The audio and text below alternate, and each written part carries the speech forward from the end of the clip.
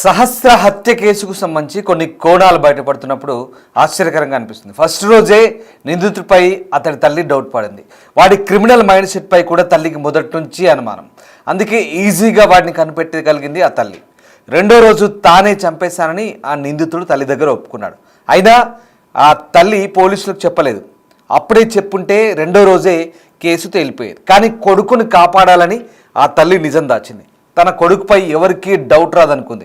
సేఫ్గా ఎస్కేప్ అవుతాడంటూ ఆ తల్లి భావించింది. కానీ మర్డర్ జరిగిన రోజు వాడి కదలికలు అనుమానాస్పదంగా ఉండడంపై పోలీసులకు సమాచారం ఇచ్చారు ఆ సాఫ్ట్వేర్ ఉద్యోగిని. లేదంటే ఈ కేసు కూడా మరొక గండికోట రహస్యంగా మిగిలిపోయేది. నిజంగా వాస్తవానికి ఆ సాఫ్ట్వేర్ ఇంజనీర్ ఆ మహిళా టెకీ ఇచ్చిన సమాచారంతోనే ఈ కేసు మొత్తాన్ని కూడా ట్రేస్ అవుట్ చేశారు. 5 రోజులైంది, 5 బృందాలు ఏం చేయలేకపోయాయి. అంటే వాళ్లకు దొరికిన ఆధారాలను క్రోడీకరించుకునే ప్రయత్నాల్లో ఉన్నారు. టెక్నికల్ ఎవిడెన్సెస్, మిగతా ఆ పోలీస్ డాగ్ స్క్వాడ్ కానీ ఆ ప్రాంతం అంతా గాలింపు చేయడం, అలాగే దాదాపు 300-400 మందిని ఇన్వెస్టిగేషన్ చేస్తారు, ఎంక్వైరీ చేశారు. చుట్టుపక్కల ఆమె చదువుకున్న చోట లేదా ఆ గల్లీ మొత్తం అంతా ఎంక్వైరీ చేస్తారు. కానీ ఎక్కడా ఏమి దొరకలేదు, సరైన ఆధారం దొరకలేదు. సీసీటీవీ ఫుటేజ్ కూడా పెద్దగా దానికి రిలవెంట్గా లభ్యం కాలేదు. కానీ పోలీసులు అప్పటికీ చాలా ప్రిస్టేజియస్గా తీసుకున్నారు. ఒక రకంగా తలలు పట్టుకోవాల్సిన పరిస్థితి, ఎందుకు ఏం క్లూస్ దొరకట్లేదు ఏంటని. కానీ చివరికి ఆ సాఫ్ట్వేర్ ఇచ్చిన సమాచారంతో మొత్తం వ్యవహారం బయటపడింది. అయితే ఇక్కడ వాడి స్కూల్కి వెళ్ళినప్పుడు అక్కడ స్కూల్లో వాడిని విచారించినప్పుడు భయంతో ఒప్పుకొని చివరికి ఆ ఇంటికి పోలీసులు వెళ్ళినప్పుడు ఇంట్లో కత్తి, రక్తం మరకలున్న షర్టు లేదా ఆ బట్టలు ఏదో సరే, దాంతోపాటు ఆ లెటర్, వాడు రాసుకున్న లెటర్, ఇవన్నీ కూడా దొరికాయి. దొరికినప్పుడు పోలీసులు ఇంకా పూర్తిగా నిర్ధారణకు వచ్చారు. నిర్ధారణకు వచ్చిన తర్వాత వీడే మర్డరర్ అంటూ తేల్చేసిన పరిస్థితి. సరే, ఇక్కడ సరిగ్గా 18వ తారీఖు నాడు హత్య జరిగినప్పుడు అదే రోజు మరి ఆ గల్లంతా హడావుడి కొనసాగుతోంది. మర్డర్ జరిగింది. ఎందుకో మరి వాడి తల్లికి డౌట్ వచ్చి నేరుగా అడిగేసింది, ఏరా నువ్వేమైనా చేసావంటే లేదు అన్నట్టు సమాచారం. తర్వాత రెండో రోజు పిల్లోడు ఇంకా తల్లి దగ్గర ఒప్పుకున్న పరిస్థితి. రెండో రోజు కూడా ఖచ్చితంగా అంటే వీడి గురించి తెలిసింది ఆ తల్లికి అప్పటికే. అంటే వీడి వ్యవహార శైలి, ఈ వ్యవహారం అంతా డౌట్ వచ్చింది. ఆ బహుశా ఇంట్లో ఆ కత్తి, రక్త మరకలున్న ఆ బట్టలు లేదా ఆ లెటర్ అవన్నీ చూసిందో మరి ఎట్లా ఫైండ్ అవుట్ చేసిందంటో. కానీ సెకండ్ రోజు మళ్ళీ ఖచ్చితం చేసి అడిగిందనమాట. 19వ తారీఖు నాడు అడిగితే అప్పుడు ఒప్పుకున్నట్టు తెలుసు సమాచారం. సో ఇదంతా తెలిసిన తర్వాత కూడా ఆమె ఇంకా, ఎందుకంటే అప్పటికి ఎక్కడ ఎలాంటి క్లూస్ దొరకట్లేదు, కేసు దర్యాప్తు జరుగుతున్న తీరు ఎవరిని అక్కడ సస్పెక్ట్స్గానే భావిస్తున్నారు తప్ప పలాని అనుమానితులుగానే అందరినీ విచారిస్తూ వెళ్తున్నారు. కానీ సరైన ఆధారం లేవు. ఇంకా వాడి తల్లి కూడా అదే భావించింది. బహుశా ఎందుకు నా కొడుకు అనవసరంగా మరి ఇందులో ఇరుక్కుంటే మళ్ళీ వాడి ఫ్యూచర్ దెబ్బతింటుంది అనుకుందో ఏమనుకుందో. కానీ వాడు హత్య చేశాడనే విషయం తెలుసు. వాడు ఇంకొకరు ఫ్యూచర్ దెబ్బతీశాడు, ఇంకొకరి జీవితాన్ని నాశనం చేశాడని తెలుసు. కానీ ఎంతైనా ఆ కన్నతల్లి ప్రేమనాలా మరి దీన్ని ఏమనాలో, దుర్మార్గం అనాలో తెలియదు. కానీ సరే, ఇక బంధుప్రీతి అంటే ఇక ఇంట్లో వాళ్ళని కాపాడుకోవాలి అంతే. ఇంకా సో పక్కోడి కుటుంబంలో, వాడి కుటుంబంలో విషాదం నింపి వాడి కుటుంబాన్ని దుఃఖసాగరంలో ముంచినా సరే, కానీ ఇంకా ఎలాగో దొరికితే దొంగ, దొరకకపోతే దొర అనే మాదిరిగా మళ్ళీ అదే వ్యవహారం. సో అప్పటికి ఇంకా ఎవరికి తెలియదు, ఏం కాదు అనుకుందేమో తల్లి కూడా. 5 రోజుల పాటు ఆమె కూడా సైలెంట్గా ఉంది. అంటే వాడి వ్యవహారం తెలిసినా కూడా వాడి తప్పును కప్పిపుచ్చి తను నేరస్తురాలుగా మారినట్టే చట్టం దృష్టిలో అది నేరమైనప్పటికీ సమాజం దృష్టిలో కూడా అది పెద్ద, ఇంకా అందుకంటే పెద్ద నేరం. ఎందుకంటే కొడుకు తప్పును దాచిపెట్టి తల్లి ఆ కొడుకు మీద ప్రేమతోనో లేకుంటే వాడిని ఎందుకు మళ్ళీ ఈ కేసులో తనే బయటికి లీకిస్తే కనుక కొడుకును పట్టించిన కన్న తల్లిగా ఎందుకు అనుకుందో ఏమనుకుందో బహుశా మొత్తం అయితే దాచిపెట్టింది. సో ఇక్కడ వెరీ క్లియర్. నేను ఇంత విడమర్చి చెప్పడానికి ఏం లేదు, మీ అందరికీ ఈ స్టోరీ వింటుంటే బహుశా ఎప్పటికీ అర్థమై ఉంటుంది. సో మొత్తం మీద సొంత కొడుకుని కాపాడే ప్రయత్నం చేసింది, బచాయించే ప్రయత్నం చేసింది.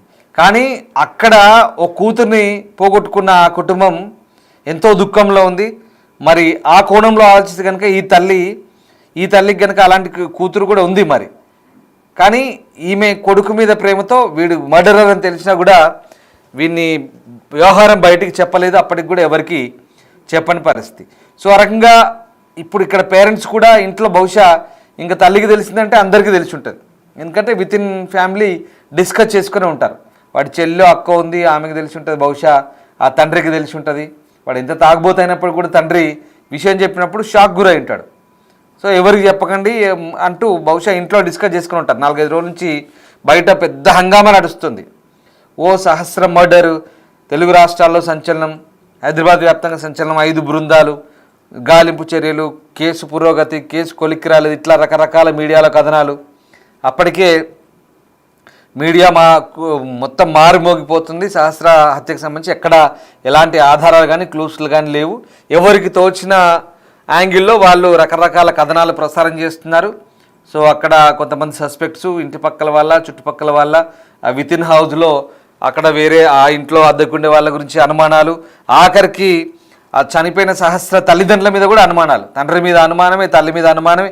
ఇన్ని కోణాల్లో ఇన్ని రకాలుగా ఇన్ని భిన్నమైన కథనాలు వస్తున్నా కూడా ఆమె బయటపడలేదు. చూడండి, ఈ కిల్లర్, ఈ టీనేజర్ కిల్లర్ తల్లి బయటపడలేదు.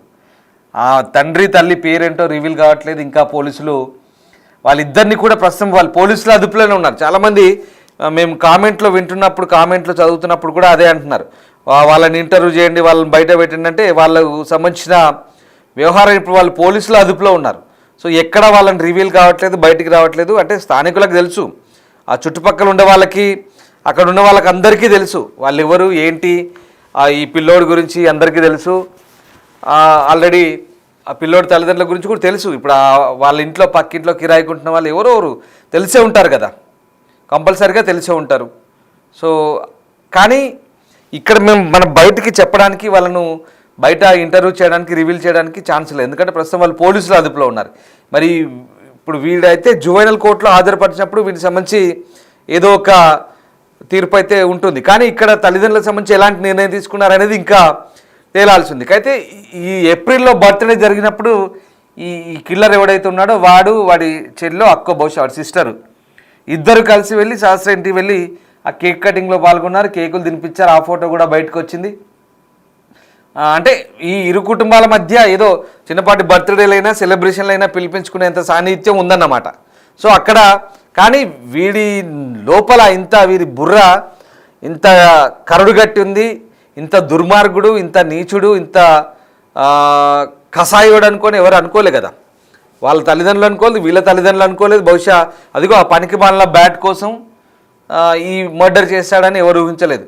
మరి నిజంగా బ్యాట్ కోసమే చేశాడా, లేదా మనీ అంటారు, ఆ లెటర్లో రాసింది ఒకటి, పోలీసులు చెప్తుంది ఒకటి. లెటర్లో ఏమో గ్యాస్ కట్టింగు, డోర్ లాకు, అవసరమైతే గ్యాస్ను ఓపెన్ చేయాలి, లాక్ కీ ఓపెన్ చేయడానికి గ్యాస్ను లీక్ చేయాలి, కత్తితో నైఫ్తో కట్ చేయాలి, తర్వాత money, how to entry, how to exit, ఇవన్నీ లెటర్లో ఉన్నాయి. కానీ పోలీసులు చెప్తుందేమో ఇదిగో ఈ ఏదో బయట రోడ్ సైడ్ అమ్మాయి బ్యాటరీలు, పోనీ ఇవి బ్రాండెడ్ బ్యాట్ కూడా కాదు, అది బయట రోడ్ సైడ్ అమ్మాయి బ్యాట్ కోసం వచ్చి వాడు ఏదో మర్డర్ చేసి కండ్లు మూసుకొని కత్తితో ఇష్టం ఉన్నట్టు పొడిచిపోయారని పోలీసులు చెప్తున్నారు. ఇది స్టోరీ. సో పోలీసులు వాళ్ళ విచారణలో తేలింది ఇది అంటూ పోలీసులు అంత మాత్రం చెప్పేసి దాన్ని అక్కడికే ఫినిష్ చేసే ప్రయత్నం చేస్తున్నారు. So point to point, pin to pin పోలీసులు మరి కంప్లీట్గా వాళ్ళ ఇంట్రాగేషన్ గురించి, ఇన్వెస్టిగేషన్ గురించి పెద్దగా అంత డెప్త్ అనాలిసిస్ ఏమి ఇక్కడ మనకు అనిపించలేదు. సో వాట్ ఎవర్, ఇది ప్రజల ఒపీనియన్ నేను చెప్పేది. సో ఇక్కడ ఆ తండ్రిని తల్లిని కూడా అదుపులోకి తీస్తున్నారు పోలీసులు. మరి మీరెందుకు చెప్పలేదు, ఇంత జరుగుతున్నా మీరెందుకు నోరు మెదపలేదు అనేది ఇక్కడ పోలీసులు కూడా వాళ్ళ విచారణలో అడుగుతున్నప్పుడు సో ఇక్కడ వీళ్ళు ఏం సమాధానం చెప్పారనేది మనకు తెలియాల్సింది. అసలు ఆ తల్లిదండ్రులు వ్యవహార శైలి కూడా భిన్నంగా. సో చూడండి, అది ఆ నిందితుడు ఆ సహస్ర ఫేస్ కూడా మనం స్టార్టింగ్లో రివీల్ చేయలేదు. కానీ ఆమె బాధితురాలు, మృతురాలు ఇంకా ఏం లేదు కాబట్టి అక్కడ క్లారిటీ వచ్చింది కాబట్టి ఆమె ఫేస్ రివీల్ చేయగలిగాం. ఇక్కడ కిల్లర్ గాడి ఫేస్ రివీల్ చేయడానికి వీల్లేదు, ఎందుకంటే వీడు మైనర్, 14 ఏళ్ల హంతకుడు. వీడు బాలుడు, స్టూడెంట్, ఈ పదాలు వాడొద్దు. ఇంకా వాడు ఒక దుర్మార్గుడు, హంతకుడు. ఎందుకంటే అంత కిరాతకంగా పొడిచి ఎలా పొడవుద్దయిందిరా నీకు అసలు ఆ మెడ మీద గొంతులో 14 సార్లు పొడిచాడు ఈ వెధవ. చిన్నపాటి కత్తితో మళ్ళీ కడుపులో 7 సార్లు పొడిచాడు. అయ్యయ్యో సహస్ర, ఎంత విలవిలాడిందో కదా పాపం, ఎంత దారుణం. కానీ వీడి ఫోటో రివీల్ చేయడానికి లేదే నిజంగా, ఎందుకంటే కమ్యూనిటీ గైడ్లైన్స్ అడ్డొస్తాయి మనకి. తర్వాత కొన్ని చట్ట ప్రకారం ఈ మైనర్లని వీళ్ళని ఈ నేరస్తులను చూపించడానికి లేదు. సో అందుకే మేము వాడిని పూర్తి ఫోటో చూపించలేకపోతున్నాం. అదిగో పక్కకు ఉందే వాళ్ళ అక్క, ఈ నిందితుడు అక్క, పాపం ఆమెకి ఏ తప్పు తెలియదు ఆ అమ్మాయికి. కానీ ఆమె ఫోటో కూడా, ఆమె కూడా చిన్న వయసు కాబట్టి ఆమె ఫోటో చూపించొద్దు, అది మళ్ళీ మనకి ఇబ్బందులు వస్తాయి. సో ఆమె ఫోటోని బ్లర్ చేయడం జరిగింది. బట్ ఇక్కడ ఫిజికల్గా మీకు ఒక ఆకారం చూపిస్తున్నాం కానీ మొహాలు చూపించని పరిస్థితి. సో కొన్ని నిబంధనలు అడ్డొస్తాయి, ఇది పరిస్థితి. సో ఈ రకంగా ఈ కిల్లర్ గాడు వీడి ఆలోచనలు, వీడి దుర్మార్గపు వ్యవహారాలకు మొత్తానికి ఇదిగో ఈ క్రైమ్ స్టోరీలు, క్రైమ్ కహానీలే చాలా కీ రోల్ పోషించాయని మనకు అర్థమవుతుంది. ఎందుకంటే ఆ క్రైమ్ కహానీలు ఎంత దారుణంగా ఉంటున్నాయంటే శృతి మించిన హింస. వీళ్ళు చూసే ఓటీటీలు కానీ ఈ వెబ్ సిరీస్లు కానీ ఇవన్నీ కూడా శృతి మించిన హింస ఎంత దాకా అంటే కంప్లీట్ వైలెన్స్. హింస, అశ్లీలత ఇవన్నీ హైలైట్ చేసి చూపిస్తున్నారు. చాలా దారుణంగా ఉన్నాయి కొన్ని సినిమాలు. అంటే ఇది సహజంగా వచ్చే చర్చ. ఏందండి మర్డర్ జరిగిందా, ఏముందండి సమాజంలో సినిమాలు చూసి చెడిపోతున్నారు, సీరియల్ చూసి చెడిపోతున్నారు, వెబ్ సిరీస్ చూసి చెడిపోతున్నారు, ఓటీటీలు చూసి చెడిపోతున్నారు, ఇంతే. ఏది జరిగినా సాధారణంగా అందరి మధ్యలో వచ్చే నిర్వేదము లేదా ఒక రకమైనటువంటి నిష్ఠూరము, ఇంకా వేదాంత ధోరణి, ఏముందండి అవి చూసి చెడిపోతున్నారు, ఇవి చూసి ఖరాబ్ అవుతున్నారు, ఇదిగా ఇంతే కానీ ఎవ్వరు ఎక్కడా ఎలాంటి ఫిర్యాదులు చేయట్లేదు. దయచేసి నేను ఒకటే చెప్తున్నాను, మీకు అప్పీల్ చేస్తున్నాను, ఫిర్యాదులు చేయడానికి ఛాన్స్ ఉంది. ఓటీటీస్ కానీ వెబ్ సిరీస్ కానీ వీటికంటూ ఫిర్యాదులు చేయడానికి ఒక ఛాన్స్ ఉంటుంది. మనము ఆ సంబంధిత కంటెంట్ బాగా లేకపోతే ఫిర్యాదు చేయొచ్చు కనుక. సో మనము ప్రభుత్వానికి అప్పీల్ చేయొచ్చు, ఫిర్యాదు చేయొచ్చు. సో అట్లాంటి ప్రయత్నాలు దయచేసి చేయండి. అంటే దానికి సంబంధించినటువంటి కొన్ని ఉంటాయి. సో ఆ ఫిర్యాదు చేయడానికి కూడా కొన్ని అంశాలు అంటే నేను మళ్ళీ మీకు చెప్పే ప్రయత్నం చేస్తాను. సో అలాంటి వాటి మీద కూడా, ఎందుకంటే చాలా మర్డర్లు జరిగినాయి, చాలా వరకు ఇన్స్పైరింగ్ అట. అసలు సూక్ష్మదర్శిని అనే ఒక మలయాళ వెబ్ సిరీస్ చూసి ఇన్స్పైర్ అయ్యి వాడు మన మీర్పేటలో గురుమూర్తి అంటోడు వాళ్ళ భార్యను ఆ మాధవిని ముక్కలుగా నరికి చంపి ఆ శవాన్ని హీటర్ సాయంతో ఉడికించాడు కదా. సో ఇదొక స్టోరీ. అలాగే ఈ దృశ్యం 2 సినిమాని చూసి ఈ మా సిద్దిపేట దగ్గర పెద్ద మాసానపల్లి దగ్గర రోడ్డు ప్రమాదంలో అతను చంపిండు ఓడు. అతను చంపి అక్కడ అతను చంపిన తర్వాత ఆ ఇన్సూరెన్స్ డబ్బులు తీసుకుందామని వాడు. ఇది చాలా దారుణం. ఇట్లాంటి వ్యవహారాలన్నీ కూడా ఇట్లాంటి బయటపడుతుంటే ఈ క్రైమ్ థ్రిల్లర్ను తలపించే మర్డర్లు, తర్వాత శ్రద్ధవాకర్ హత్య కూడా విన్నాం కదా, దాని మీద కూడా వెబ్ సిరీస్ ప్రభావం ఉంది ముంబైలో. అలాగే అఫ్తాబ్ పూనావాలా అంటే చంపాడు కదా, ముక్కలు చేసి. ఇట్లాంటివన్నీ కూడా ఇంకా ఈ స్టోరీస్ అన్నీ చూస్తుంటే కూడా అంత ఎక్కడ చూసినా హింసే. అది శృతి మించుతోంది. అది బాహటంగా పబ్లిక్ డొమైన్లోకి వచ్చేసి శృతి మీరిన హింస, ఈ అశ్లీలత ఇవన్నీ కూడా చాలా వరకు ఇన్స్పైర్ అవుతున్నాయి ఈ పొరగాళ్ళకి. మొత్తం ఇవన్నీ కూడా మైండ్లో ఫీడ్ అయింది. ఇప్పుడు వీడికి దాదాపుగా ఇక్కడ వీడు చెప్తుంది అది. ఇంకా వీడు పోలీస్ ఇంట్రాగేషన్లో వీడు చెప్పింది ఏంటంటే వీడికి పోలీసులనే తొలుత బురిడి కొట్టించే ప్రయత్నం చేశాడు. వీడి పొంతన లేని సమాధానాలు. సరే మరి నువ్వు ఏంట్రా అసలు ఏంటి ఇట్లా చేసావు, ఏమైదావు అనుకుంటున్నావు? ఎందుకంటే సార్ నేను పోలీస్ అయిదాం అనుకున్నా ఫ్యూచర్లో అన్నాడంట. వీడు ఫ్యూచర్లో పోలీస్ అయిదాం అనుకున్నాడు, ఇప్పుడేమో మరి శాస్త్రం చంపి మర్డరర్ అయ్యాడు. ఇది పరిస్థితి. అంటే వీడి ఆలోచనలు ఏదో దండిగానే ఉన్నట్టుగా చెప్తున్నాడు, మళ్ళీ ఇంటెలిజెంట్గా. నాకేం తెలియదు, నాకేం సంబంధం లేదు, ఇట్లా రకరకాలుగా స్టోరీలు చెప్తూ పోయినాడు. కానీ మొత్తం మీద పోలీసులు ఇక ఊరుకోరు కదా, వాళ్ళ స్టైల్లో ఇన్వెస్టిగేషన్ చేసినప్పుడు 4 తగిలించినప్పుడు గట్టిగా అప్పుడు చెప్పాడు మొత్తం వ్యవహారం. మర్డర్ చేశాడు. పోలీసులు షాక్ అయ్యారు, మైండ్ బ్లాక్ అయింది. ఏంది ఈ మైనర్, ఒక 14 years మైనర్ ఒక బ్రూటల్ కిల్లర్గా మారడానికి ఇంతటి పరిస్థితులు సమాజంలో దారితీశాయా? ద సేమ్ టైం పేరెంట్స్ పెంపకం ఇవన్నీ ఒక ఎత్తు. సరే ఇంత జరుగుతుంది, 5 రోజులు అవుతుంది. మరి ఆ తల్లి తండ్రి ఎందుకు చెప్పలేదు 5 రోజుల నుంచి? అట్లీస్ట్ 2వ రోజు తెలిసిన రోజుని చెప్పాలి కదా. వ్యవహారం బయటపడ్డప్పుడు వాళ్ళంతలో వాళ్ళు పోయి సరెండర్ అయ్యి ఒప్పుకొని తప్పు చేశాడు మా కొడుకు, వీడిని ఏదో చెయ్యండి అంటే కొంత సమాజంలో ఒక సాఫ్ట్ కార్నర్ అనేది అట్లీస్ట్ ఉండేది. పోనీ ఆ ఫ్యామిలీ మీదైనా ఒక సదాభిప్రాయం కలిగేది. చూసారా కొడుకు తప్పు చేశాడు, ఆటోమేటిక్గా తల్లిదండ్రులు పోయి సరెండర్ చేయించారు అని. బైండ్ ఓవర్ చేయించారు, పోనీ ఇట్లయినా మంచి పని చేశారంటూ అట్లీస్ట్ వాళ్ళ గురించి ఒక మంచి ఒపీనియన్ ఉండదు. కానీ ఇప్పుడు ఆ తప్పును కప్పిపుచ్చడం ద్వారా వీళ్ళు కూడా నేరంలో భాగస్వాములైనట్టే 100%. సో దాని ద్వారా వీళ్ళకి ఇంకా చెడ్డ పేరు, వీళ్ళకు శిక్షలు తప్పవు. ఇప్పుడు అట్లీస్ట్ వాళ్ళని కనీసం సేఫ్గా ఉండవాలి. ఈ విధవ చేసిన పనికి ఇప్పుడు వాడి సిస్టరు, వాడి తల్లి, వాడి తండ్రి వీళ్ళైనా కనీసం వీళ్ళని బైండ్ ఓవర్ చేయించుంటే, వీళ్ళని పోలీసులకు అప్పగించుంటే వీళ్ళైనా కనీసం సేఫ్గా ఉండేవాళ్ళు. అట్లీస్ట్ చట్టం దృష్టిలో వీళ్ళు మంచోళ్ళు అయి ఉండేవాళ్ళు, ప్రజల దృష్టిలో మంచోళ్ళు అయి ఉండాలి. కానీ తప్పిని కప్పిపుచ్చడం ద్వారా దొరకట్లే, ఎట్లాగో ఇది ఎంత కాని పని దొరకడు, ఎట్లాగో ఎలాంటి ఆధారాలు లేవనుకుందాం పాప మా తల్లి. చూడండి ఎంత బంధుప్రీతి ఎట్లా ఉంటుందో. అంటే ఏం చెప్తాం అంటే పక్కోని ఇంట్లో నిప్పులు పడ్డా కానీ వీళ్ళ ఇంట్లో చల్లగా ఉండాలనేది ఒక సామెత. సో అట్లా ఏదేమైనా దొరికిపోయారు. ఇప్పుడు వాళ్ళు నేరస్తులే, వీళ్ళకి కూడా శిక్షలు పడతాయి, కంపల్సరీగా పడతాయి. మరి చట్టం ప్రకారం ఎలాంటి శిక్షలు పడతాయి ఏంటో తేలాల్సింది. సో మొత్తం మీద ఈ మొత్తం వ్యవహారంలో ప్రస్తుతం ఆ తల్లి వ్యవహరించిన తీరు కూడా ఇప్పుడు అనేక సందేహాలకు మనకి ఇక్కడ కారణంగా మారింది. సో రైట్, కొన్ని కామెంట్ కూడా చేస్తున్నారు. నేను మళ్ళీ కామెంట్ సెక్షన్లోకి పెద్దగా డెప్త్గా బోదాల్చుకోలేదు, బట్ కొన్ని చెప్తాను. జీవన మీడియా అసలు తల్లిదండ్రుల చరిత్ర ఏంటో, వాళ్ళ బ్యాక్గ్రౌండ్ ఏంటో ఒకసారి తెలుసుకోవాలి, ఎంతైనా అవసరం ఉందంటున్నారు. ఎగ్జాక్ట్లీ. సో రైట్, అలాగే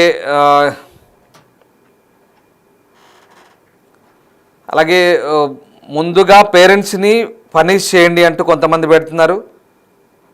తర్వాత వాళ్ళ బాబు లాంటిదే కదా పాప కూడా, ఇంకా వీడు పెద్దవాడే, పాపం చిన్నపిల్ల, ఏం మనుషులండి బాబా, చిన్న పాప చనిపోయే ముందు అంత చిత్రహింస అనుభవించి